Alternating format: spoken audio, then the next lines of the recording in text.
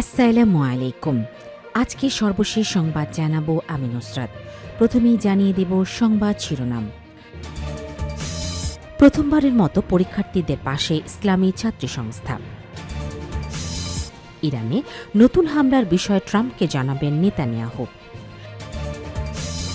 বিশেষ অভিযানে আওয়ামী লীগ নেতা গ্রেফতার। বাংলাদেশ থেকে ক্রিকেটার নিতে চায় সৌদি আরব, যা বলছে বিসিবি। সর্বশেষ জানাবো রায়ের পর দেশ জুড়ে আন্দোলনের ডাক ইমরান খানের। শিরোনাম শুনলেন, এবারে বিস্তারিত।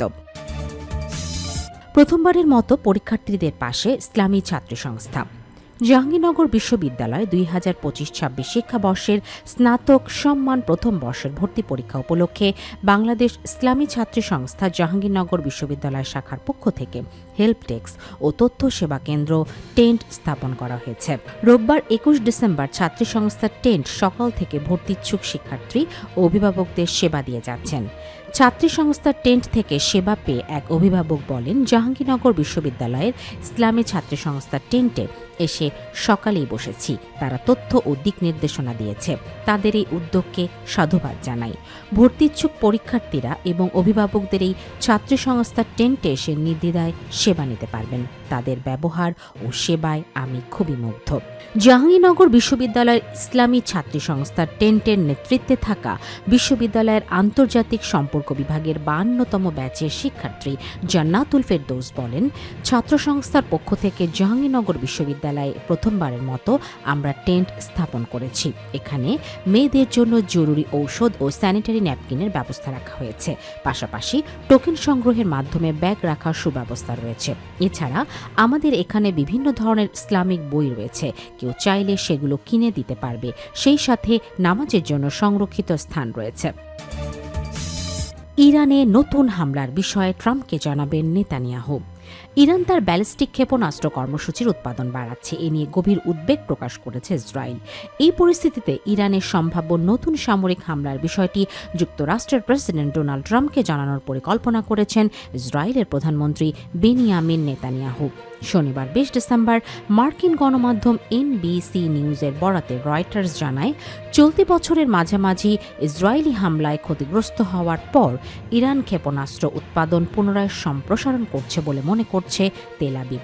এনসিবির প্রতিবেদনে বলা হয়েছে, ইসরায়েলি কর্মকর্তারা ইরানের ব্যালিস্টিক ক্ষেপণাস্ত্র কারখানা পুনর্গঠন এবং ক্ষতিগ্রস্ত আকাশ প্রতিরক্ষা ব্যবস্থা মেরামতের চেষ্টাকে তাৎক্ষণিক হুমকি হিসাবে দেখছেন। একই সঙ্গে দেশটির পারমাণবিক সমৃদ্ধিকরণ কেন্দ্র পুনর্গঠনের বিষয়ে উদ্বেগ রয়েছে। সূত্রগুলো জানায়, 29 ডিসেম্বর ফ্লোরিডার মার এ লোগোতে ট্রাম্পের সঙ্গে বৈঠকে এসব উদ্বেগ তুলে ধরতে পারেন নেতানিয়াহু। তিনি ট্রাম্পকে বোঝাতে চাইবেন, ইরানের ক্ষেপণাস্ত্র কর্মসূচির সম্প্রসারণ শুধু ইসরায়েলের জন্য নয়, মধ্যপ্রাচ্যের যুক্তরাষ্ট্রের স্বার্থের জন্য ঝুঁকিপূর্ণ। এই প্রেক্ষাপটে ইরানের বিরুদ্ধে নতুন কোনো সামরিক পদক্ষেপ নেওয়া হলে যুক্তরাষ্ট্রের অংশগ্রহণ বা সহযোগিতার সম্ভাবনাও আলোচনায় আনতে পারেন নেতানিয়াহু বলে প্রতিবেদনে উল্লেখ করা হয়েছে। বিশেষ অভিযানে আওয়ামী লীগ নেতা গ্রেপ্তার।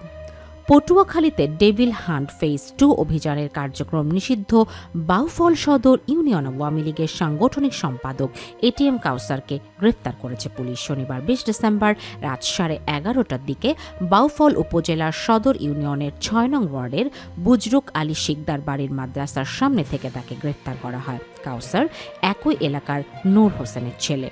পুলিশ জানায়, চলমান ডেভিল হান্ট ফেজ 2 অভিযানের অংশ হিসাবে গোপন সংবাদের ভিত্তিতে অভিযান চালিয়ে তাকে গ্রেফতার করা হয়। গ্রেফতারকৃত এটিএম কাউসার বাউফল সদর ইউনিয়ন আওয়ামী লীগের সাংগঠনিক সম্পাদক হিসাবে দায়িত্ব পালন করে আসছিলেন।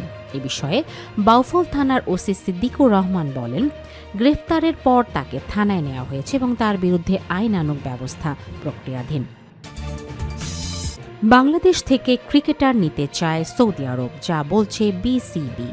বাংলাদেশ থেকে ক্রিকেটার নেওয়ার অভিপ্রায় জানিয়েছে সৌদি আরব। তবে বাংলাদেশ ক্রিকেট বোর্ডের সভাপতি আমিনুল ইসলাম জানিয়েছেন, সৌদি আরবের খেলোয়াড় ও কোচ চাওয়ার প্রস্তাব তাকে প্রত্যাখ্যান করেছেন।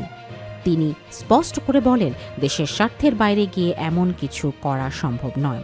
সৌদি আরব তাদের ভিশন 2030-এর পরিকল্পনার অংশ হিসেবে ক্রিকেটে বড় পরিসরে বিনিয়োগ করছে।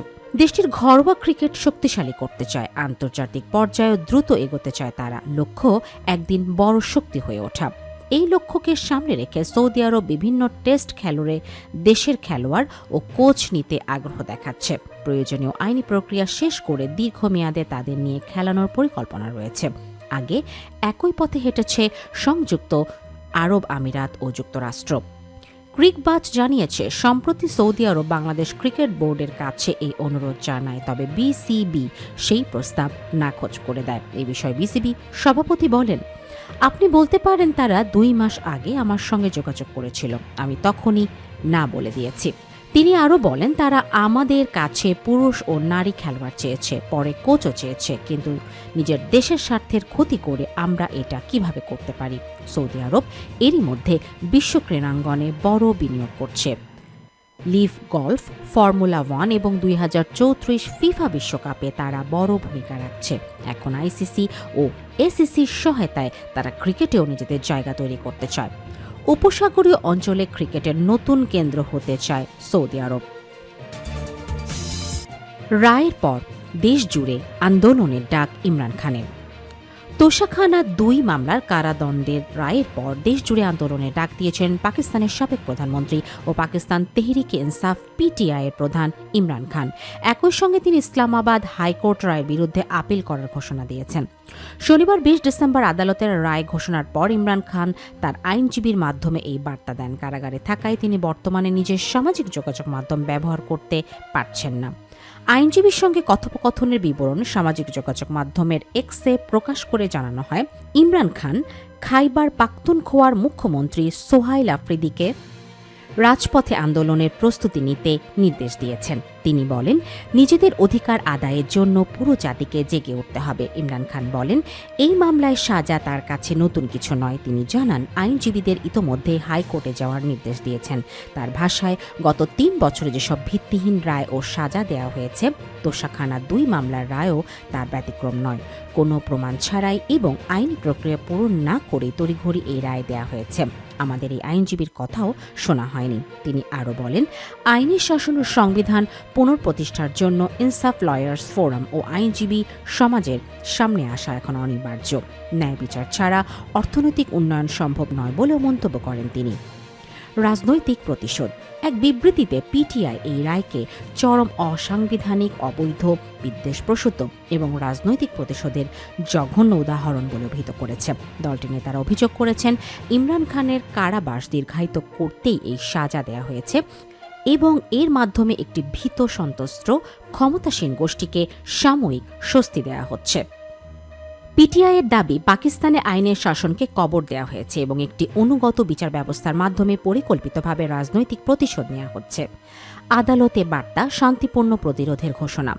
পিটিআইয়ের সিনিয়র নেতা আসাদ কায়সারের সঙ্গে সংবাদ সম্মেলনে দলের মহাসচিব সালমান আকরাম রাজা জানান, আদালতে প্রধান আইনজীবী ব্যারিস্টার সালমান সাফদারের সঙ্গে ইমরান খানের সাক্ষাৎ হয় এবং সেখান থেকেই জাতির উদ্দেশ্যে বার্তা দেওয়া হয়। তিনি জানান, ইমরান খান স্পষ্টভাবে বলেছেন, আমি দৃঢ় অবস্থানে আছি, কোনো পরিস্থিতিতেই আমি কারো কাছে ক্ষমা চাইব না। সালমান আকরাম রাজা অভিযোগ করেন, মামলাটি কেবল প্রতিশ্রুতিপত্রের উপর দাঁড়িয়ে আছে, কোনো শক্ত প্রমাণ নেই। তিনি বলেন, তাদের কোনো সাক্ষী নেই, শুধু একজন ব্যক্তি যাকে ইমরান খান নিজেই সামলে এনেছিলেন। তিনি মামলাটিকে দুর্বলতম সাক্ষ্যের উপর দাঁড়ানো একটি হাস্যকর মামলা বলে মন্তব্য করেন। অন্যদিকে আসাদ কায়সার বলেন, বর্তমান পরিস্থিতিতে প্রতিশোধ ছাড়া আর কোনো পথ খোলা নেই, তবে এই প্রতিশোধ হবে শান্তিপূর্ণ, গণতান্ত্রিক এবং সংবিধানসম্মত। তিনি বলেন, পিটিআই তার প্রতিষ্ঠার ন্যায় বিচারের দাবিতে লড়াই চালিয়ে যাবে। ক্যাঙ্গারু কোর্টে রায় ঘোষণার অভিযোগ। পিটিআইয়ের কেন্দ্রীয় তথ্য সম্পাদক শেখ ওয়াকাস আকরাম অভিযোগ করেন, রায় ঘোষণার পর ইমরান খানের পরিবারকেও কারাগারে ঢুকতে দেওয়া হয়নি এবং সেখানে একটি ক্যাঙ্গারু কোর্টে রায় দেওয়া হয়েছে। একই অভিযোগে দ্বিতীয়বার সাজা দেওয়া সংবিধান, ফৌজদারি আইন এবং আন্তর্জাতিক ডাবল জিওপার্ডি নীতির লঙ্ঘন বলেও দাবি করেন তিনি।